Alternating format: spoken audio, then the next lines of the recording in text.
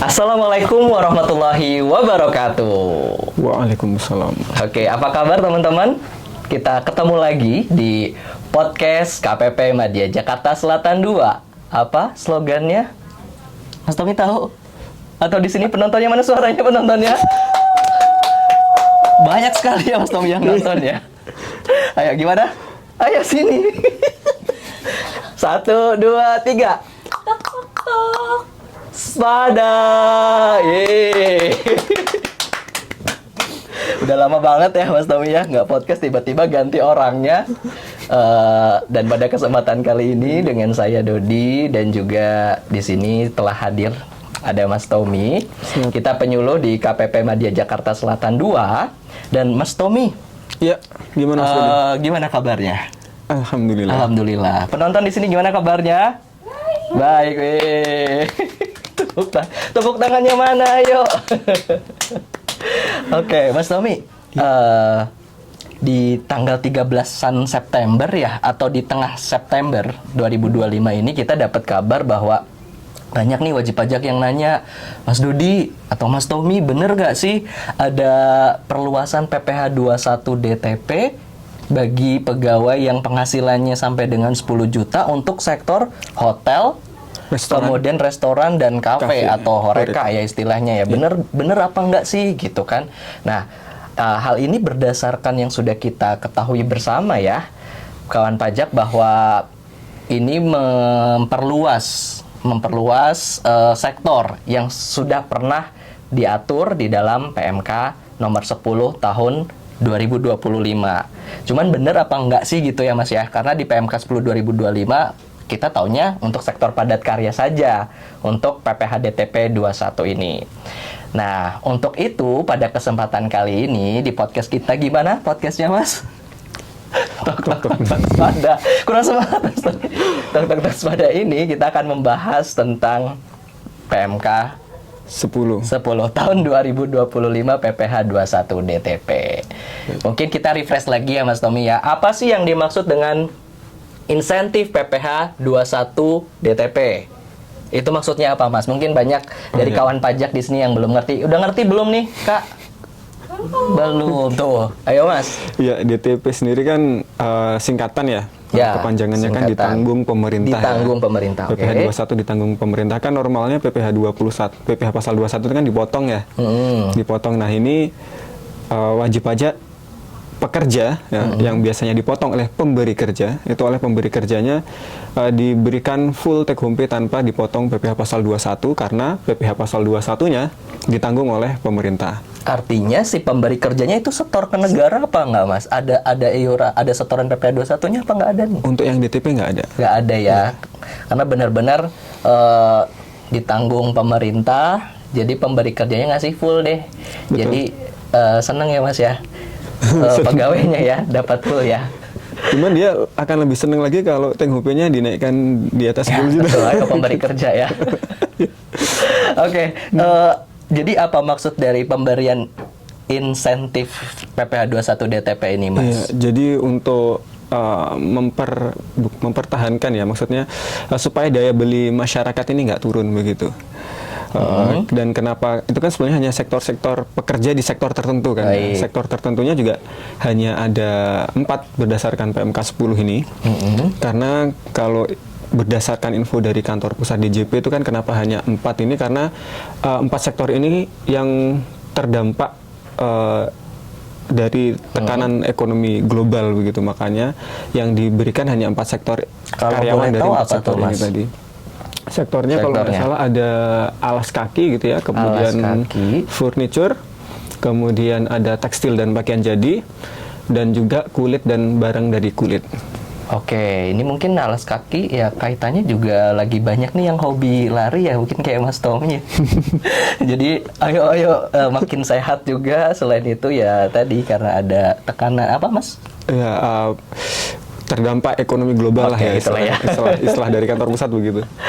Oke, jadi ya itu sekaligus menjawab tadi ya yang pertanyaan dari wajib pajak akhir-akhir ini, benar nggak sih ada perluasan sektor di Horeca tadi ya Mas ya? Dan sejauh ini tadi disampaikan Mas Tommy masih di 4 sektor aja, betul. yaitu di bidang yang padat karya tadi yang sudah disebutkan. Betul. Kalau yang Horeca tadi itu sebetulnya di 1 Oktober itu Pak Menko ya, Pak Erlangga itu sudah memberikan pernyataan dan sedang dibuatkan permennya. Berarti kawan pajak tinggal nunggu aja. Cuman insya Allah nggak akan beda jauh biasanya ya Mas ya tentang tata cara prosedur. Untuk tata caranya ya. Penyetorannya, pelaporannya gimana ya Mas ya. Betul, Jadi ya kita simak lagi deh PMK 10 ya. Sesuai yang Mas Dodi tadi bilang perluasan, jadi nambah lagi sektornya. Nambah aja ya. Oke. Mungkin kita bahas lagi nih Mas. Apakah semua pegawai di 4 sektor tadi, industri tadi itu bisa dapat PPh 21 DTP selain syarat utamanya yang kita tahu yang selama ini berseliweran adalah bahwa penghasilannya maksimal 10 juta rupiah sebulan ya Mas ya? Iya, Oke. 10 juta rupiah. Apa syarat lainnya Mas biar bisa dapat tuh insentif tuh Mas? Iya, jadi yang bisa dapat insentif ini harus memenuhi beberapa kategori tadi ya, pegawai tertentu pada pemberi kerja tertentu. Ulangi Mas. Pegawai tertentu pada pemberi kerja tertentu. Pegawai tertentu, pemberi kerja tertentu. Iya. Who is pegawai tertentu and what is pemberi kerja tertentu? Oke. Pemberi kerja tertentu tadi adalah yang berasal dari 4 sektor dengan 56 KLU. 56 KLU. KLU-nya itu tadi diatur dalam lampiran PMK 10. Sudah ada ya Mas Sudah ya? ada. Kalau di luar itu berarti nggak bisa? Nggak bisa. Nggak bisa. Oke, karena sudah di tidak eligible, betul. Dan betul. kenapa hanya sektor itu, tentu sebetulnya bukan DJP yang menetapkan sektor-sektor itu, tapi berdasarkan kajian. Betul, kajian, diskusi bersama stakeholder kan, rapatnya nggak hanya DJP dengan BKF saja, tapi juga tadi ada koordinatornya adalah dari Kemenko. Mungkin juga perekonomian sektor usaha juga udah tahu ya. Oke, terus tadi apa namanya? Pemberi kerja tadi bekerja pada pemberi kerja tertentu ya. Pemberi kerja tertentunya tadi 4 sektor dan ada 56 KLU. Nah, itu pemberi kerja tertentunya itu. Kemudian kalau untuk pegawai tertentunya, jadi pegawai tertentu di sini kita akan bagi 2, pegawai tetap dan juga pegawai tidak tetap. Aduh, ini ingat-ingat belajar PPh 21 nih. Berapa nih teman-teman dulu pas kuliah PPh 21 nilainya berapa nih? Gimana tuh pegawai tetap, pegawai tidak tetap ya? Baik, pegawai tetap dan pegawai tidak tetap. Kita ke pegawai tetap dulu ya. Pegawai tetap ini mungkin syaratnya kita bagi menjadi syarat administratif dan syarat nominatif gitu ya. Maksudnya syarat administratif adalah, jadi wajib pajak ini sudah harus masuk dalam ekosistem Cortex. Jadi sudah melakukan aktivasi akun. Kemudian ketika dibuatkan bukti potong ini, sistem dari Cortex ketika membuatkan bukti potong ini langsung terdeteksi. Ini yang lagi ngehit saat ini ya Mas ya. Yang diminta untuk mendaftarkan diri, mau itu mengaktifkan NIK-nya sebagai NPWP atau hanya sekedar yang hanya registrasi. Berarti kalau memenuhi 2 itu udah bisa ya Mas ya? Iya.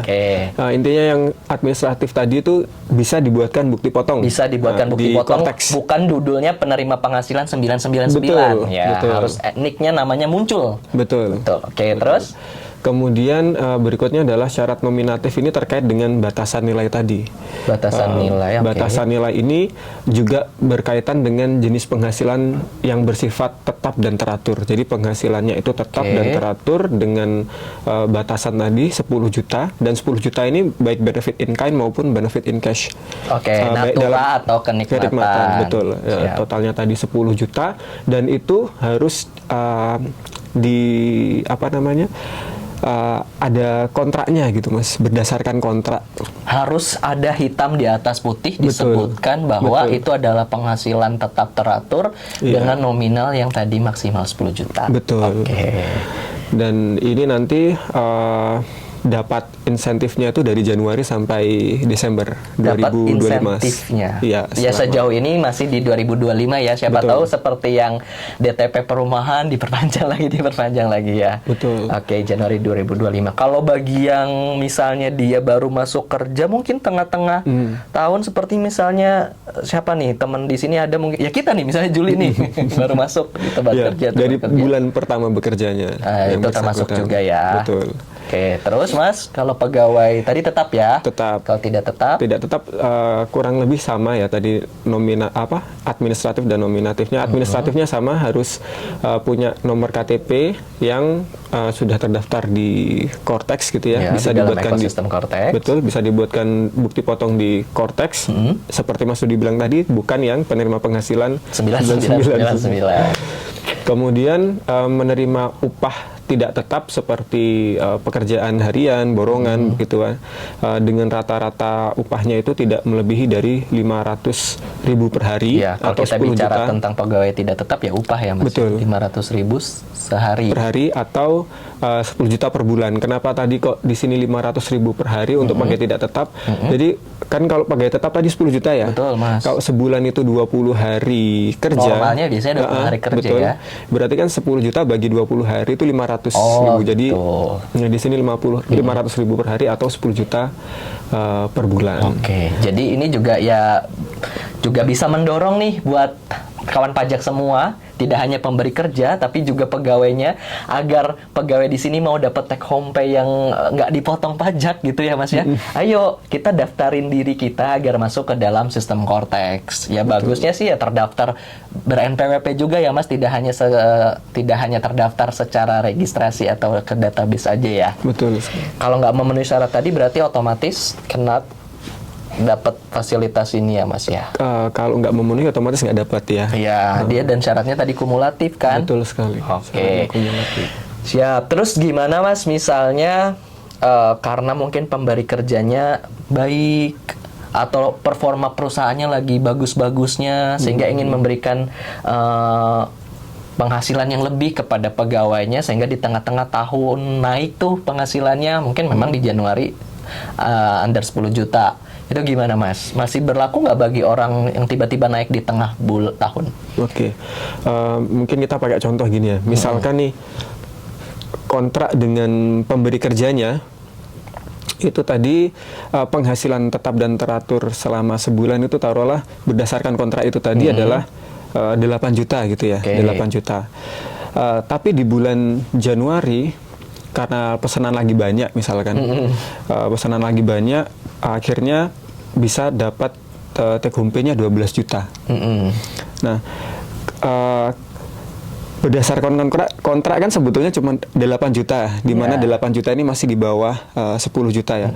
Walaupun dapat tambahan 4 juta ya menjadi 12 juta, 12 juta ini full dapat insentif PPh DTP.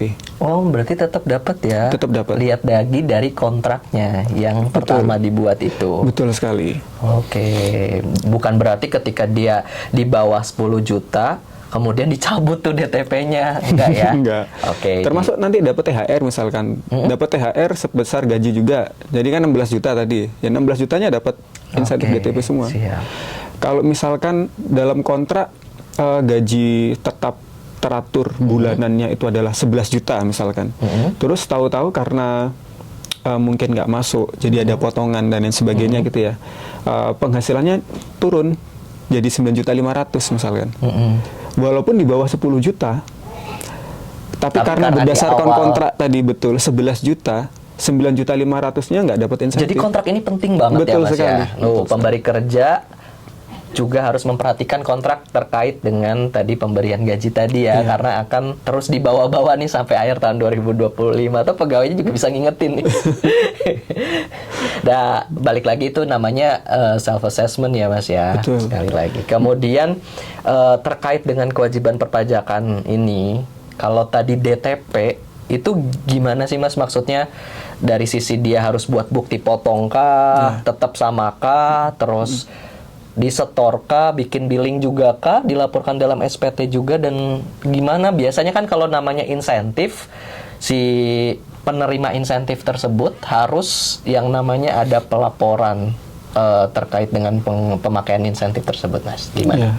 Dari pemberi kerjanya ya. Jadi ini sisi pemberi kerjanya. Beda dengan yang dulu. Kalau dulu itu laporan realisasi itu terpisah dengan SPT. Terpisah. Kalau sekarang laporan realisasi itu dijadikan satu dengan SPT masanya. Oh gitu. Betul. Dia lapor, dianggap itu sudah laporan realisasi. Iya. Oke, itu yang jadi, pertama. Di sini kewajiban dari pemberi kerjanya ini juga harus dilakukan nih, Mas. Membuat bukti potong. Kemudian tadi memberikan PPh yang seharusnya dipotong itu secara tunai gitu ya, karena ditanggung oleh pemerintah itu. Secara tunai itu gimana, Mas, maksudnya? Ya, dikasih duit?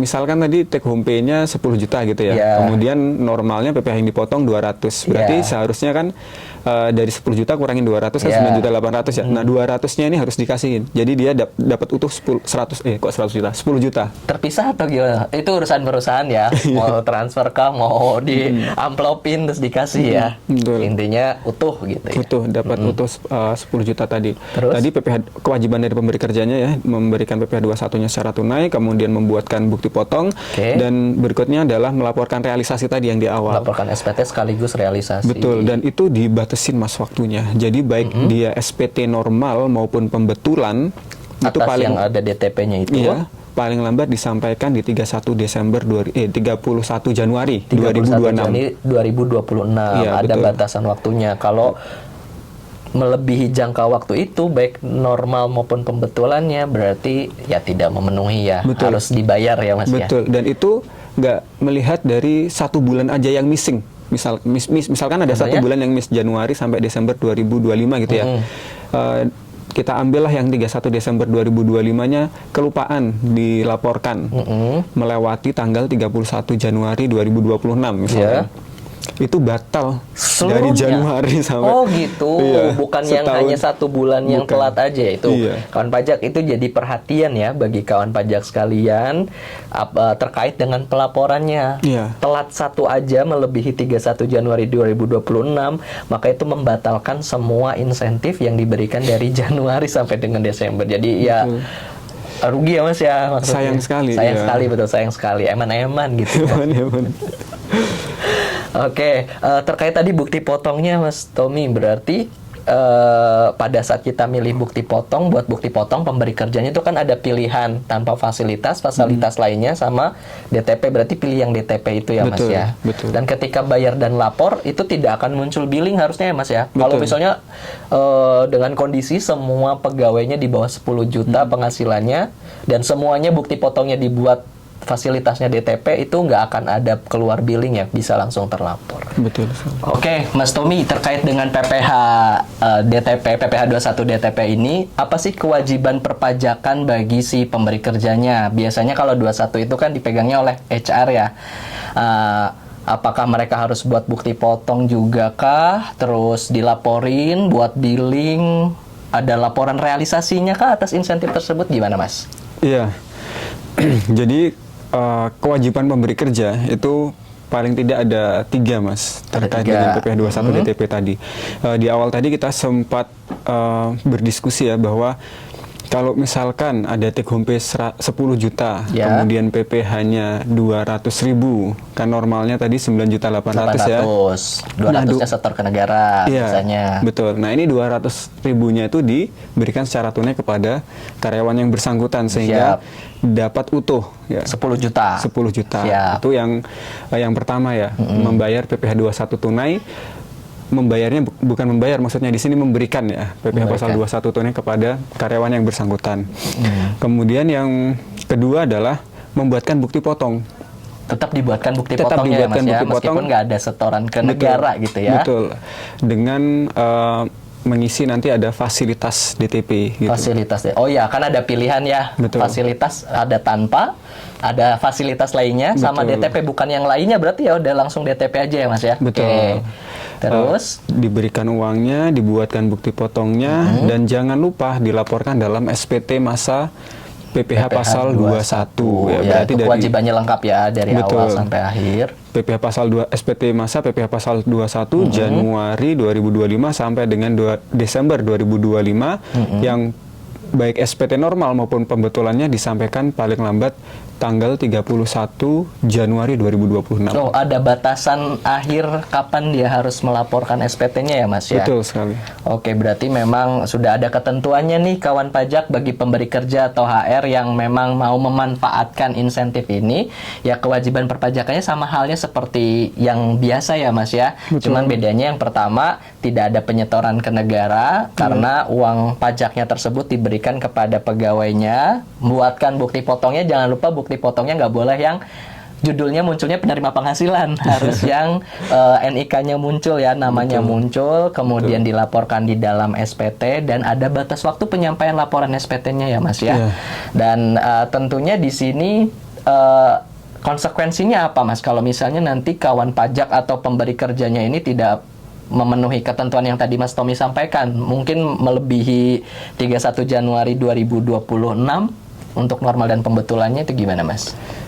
Ya tentu kalau lewat berarti kan tidak memenuhi ketentuan. Tidak memenuhi ketentuan berarti tidak berhak, tidak eligible untuk diberikan PPh pasal 21 DTP, dan konsekuensinya lagi nanti DJP bisa minta untuk nagih ya. Ya betul. Dan itu apakah meliputi bulan yang terlambat dilaporkannya atau jadi harus dalam menggugurkan 1 tahun atau gimana, Mas? Kalau begitu batal semua. Oh, jadinya batal semua ya? Betul.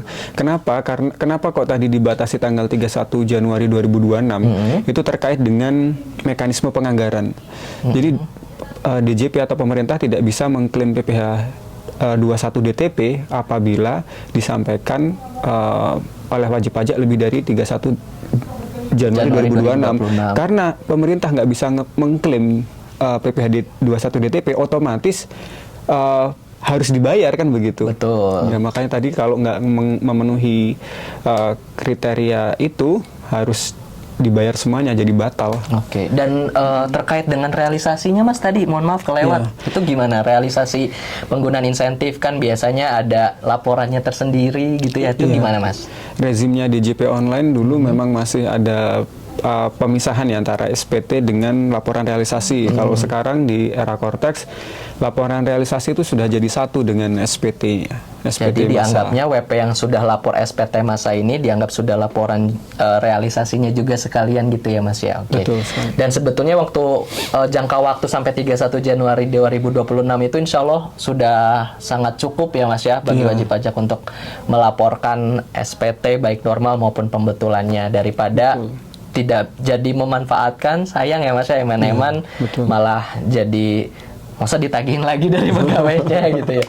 Oke, seperti itu kawan pajak. Mungkin Mas Tommy ada closing statement atau ada yang mau disampaikan kepada wajib pajak terkait dengan PPh 21 DTP ini, Mas? Iya, baik. Jadi Bapak Ibu kawan pajak semuanya, DJP di sini memang punya peran untuk mengumpulkan penerimaan ya melalui pajak. Cuman di sini pajak itu punya fungsi selain budgeter ya terkait dengan penerimaan tadi, juga mengatur reguleran. Nah, PPh pasal 21 DTP ini itu sebagai bentuk keprihatinan atau bentuk peran dari atau kehadiran negara ya, Mas ya. Peran negara untuk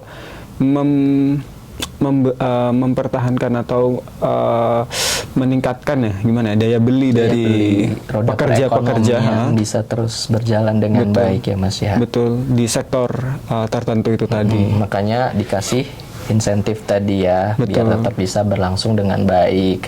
Dan sekaligus dalam podcast ini juga menjawab tadi pertanyaan dari kawan pajak, apakah ada perluasan di sektor Horeca?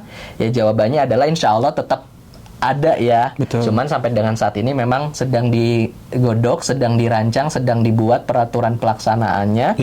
Yang insya Allah tidak jauh berbeda juga dengan PMK 10 ini ya, Mas, hanya sifatnya perluasan gitu ya. Bisa jadi nanti ini mengubah PMK 10. Jadi PMK 10 diubah menjadi PMK berapa, yang di situ nanti sektornya juga akan bertambah. Kita lihat aja nanti ya, Mas, dan semoga bisa dimanfaatkan dengan baik oleh kawan pajak gitu ya. Ada lagi mungkin yang mau disampaikan ke kawan pajak, Mas Tommy?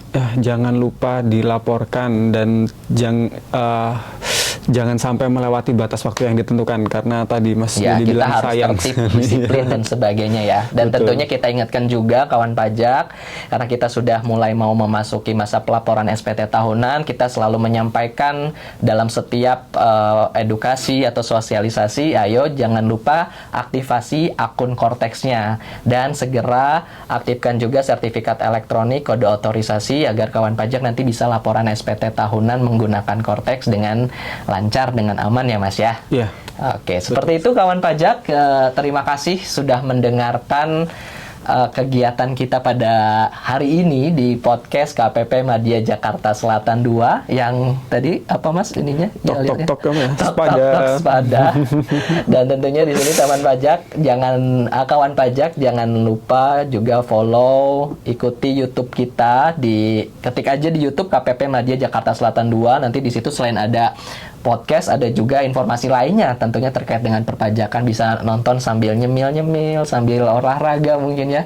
Nonton terkait dengan perpajakan sambil ngeklik like, subscribe, jangan lupa itu ya. Dan tentu kawan pajak juga bisa follow akun medsos kita, baik itu di Instagram, kemudian X ataupun Facebook dan yang lainnya, Kering Pajak 1500, 200 dan sebagainya, agar kawan pajak tidak terlambat untuk dapat informasi, keep update informasi terkait dengan perpajakan ya. Seperti itu kawan pajak, untuk podcast kali ini kita dapat akhiri. Semoga bermanfaat bagi kawan pajak sekalian, tetap semangat dan tentu kita akan menyuarakan yel-yel kita. Pajak tumbuh, Indonesia tangguh. Tok tok tok tok. Spada.